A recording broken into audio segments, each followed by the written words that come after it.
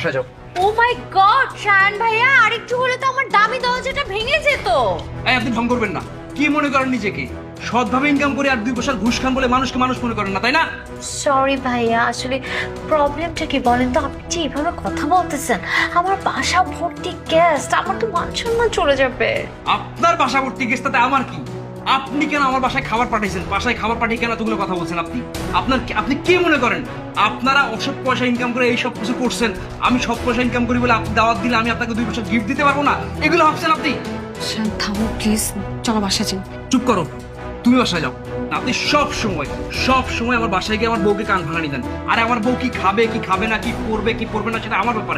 এই ব্যাপারে নাক গলানোর আপনি কে ভাই? শান প্লিজ সিনক্রেট করো না, বাসা চলো প্লিজ। সিনক্রেট আমি করছি? আমি সিনক্রেট করছি? উনি কি করছে? উনি সব সময় প্রত্যেকটা দিন আমার বাসায় গিয়ে আমার পার্সোনাল লাইফে, আমার ফ্যামিলি লাইফে ইন্টারফেয়ার করে। কেন করে জিজ্ঞেস করো। ও মাই গড, আপনি কিন্তু লিমিট ক্রস করতেছেন ভাইয়া।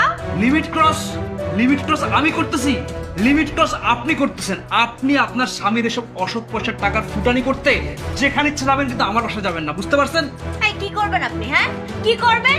2 পয়সা চাকরি করেন, বউকে ঠিক মতো একটা কাপড় দিতে পারেন না, 2 বেলা 2 মুঠো খাবার দিতে পারেন না, আবার চিৎকার করে কথা বলছেন। আপনার লজ্জা করে না?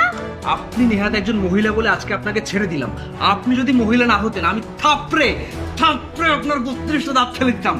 অভদ্র মহিলা! ও মাই গড, হাউ ডেয়ার ইউ! আপনি কার সাথে কথা বলছেন? আপনি এইভাবে কেন কথা বলছেন? আপনি আমাকে থাপ্পড় মারবেন মানে? কি যোগ্যতা আছে আপনার আমাকে থাপ্পড় মারার? হ্যাঁ ভাবি। বসার লোক। প্লিজ আপনি মনে কষ্ট নেবেন না, ওর আগের মাথায় কি বলে ফেলেছে, আমি আপনাকে সরি বলছি এই, প্লিজ। তুমি কেন সরি বলছো? সরি তো উনি বলবে। শোনেন, আজকে আপনাকে লাস্ট ওয়ার্নিং দিয়ে যাচ্ছি। আজকের পর থেকে আপনি কোনোদিন আমার বাসায় যাবেন না, আমার স্ত্রীর আশেপাশে ঘুরঘুর করবেন না। আমি যদি ফার্দার আপনাকে আমার স্ত্রীর আশেপাশে দেখি, আপনার খবর আছে। আর যদি যান, আমার থেকে খারাপ কেউ হবে না। চলো, তুমি দাঁড়ায় আছো কেন? চলো। আহারে, ওনার বাসায় যাওয়ার জন্য, ওনার বউর সাথে কথা বলার জন্য মনে হয় আমার মাথা খারাপ হয়ে যায়। ভাবি আসসালামু আলাইকুম, ভালো আছেন? ভাবি, সেদিনের পর থেকে আপনি আমাদের বাসায় আসছেন না, আমার সাথে কথাও বলছেন না। আমি তো আপনার সাথে খারাপ ব্যবহার করিনি, তারপরে যদি কোনো কারণে রাগ করে থাকেন তাহলে আমি খুবই দুঃখিত। ভাবি, আপনি এভাবে জোর জবরদস্তি করে কেন কথা বলতে চাইছেন আমার সাথে? আপনার হাজবেন্ড দেখলে আবার আমাকে অপমান করবে। না না ভাবি, করবে না। আসলে শায়ন ওই দিন রাগের মাথায় আপনার সাথে খারাপ ব্যবহার করেছে, কিন্তু বিশ্বাস করেন পরে ও ওর ভুলটা বুঝতে পেরেছে, কিন্তু লজ্জায় আপনার সামনে আসতে পারেনি।